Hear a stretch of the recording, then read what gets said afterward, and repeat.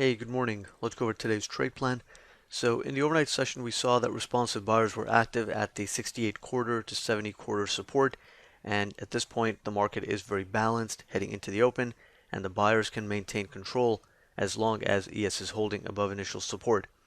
Now, even below initial support, it wouldn't really change the overall bias of the market, but we will have to be cautious at the 64.5 to 66.5 zone if the market is breaking below initial support on strong downside momentum and broad market weakness. So the zone right below initial support calls for some caution. Below that, we have yesterday's RTH low at 61 quarter, and then the zone at 57.5 to 60, which is still a valid area and can attract responsive buyers on first test. But like I said, ideally, you want to see this market holding above the initial support zone in order to extend and tag the 85.5 to 87.5. So on the upside, we have pre-market resistance at 78 quarter to 79.75, primarily based on the overnight high and yesterday's high. And then if we can break out above that area, the next inflection point would be the 85.5 to 87.5, followed by resistance at 92 quarter to 94 quarter, where responsive sellers can be active. So 85.5 to 87.5 is really the main upside objective on the day, as long as we can get continued upside momentum and broad market strength. The market has potential to go into 92 quarter and 94 quarter, but that is a bigger area of resistance and a high odds area for responsive sellers to be active. And in the event that we can go even beyond that zone, the resistance zones above would continue to be active and in place. So 96.5 to 98.5 and beyond, those are all valid areas of resistance. But ideally, on the upside, you want to see the 92 quarter to 94 quarter area cap the upside, and from there, the market can balance yet again. So heading into the open, the main thing that we're going to be looking for are signs supporting the idea of continuation into the 85.5 to 87.5.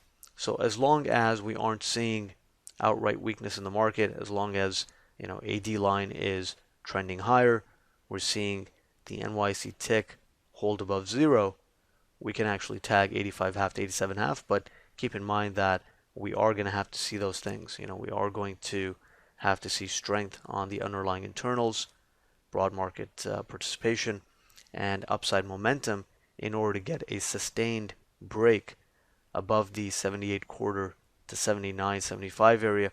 And if there's simply no upside momentum and a lack of broad market strength, then perhaps ES can attempt to break out above pre-market resistance, but it would be very difficult to sustain those higher prices. And in that case, we can get a sell response at 85.5 to 87.5, maybe even a little bit ahead of that.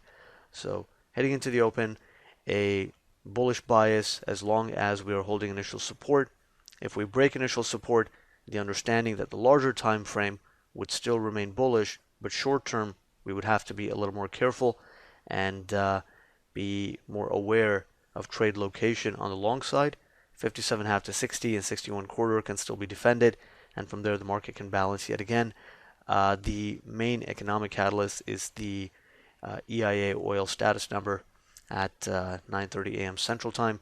So just be aware of that we can get some short-term volatility around the oil number. And if you're in a trade, just be aware that at least on the smaller time frames, that can be a market moving report. So definitely calls for some caution around that time of day. So those are the main ideas. Let's see if the buy side can maintain control and hold ES above initial support, and we'll take it from there.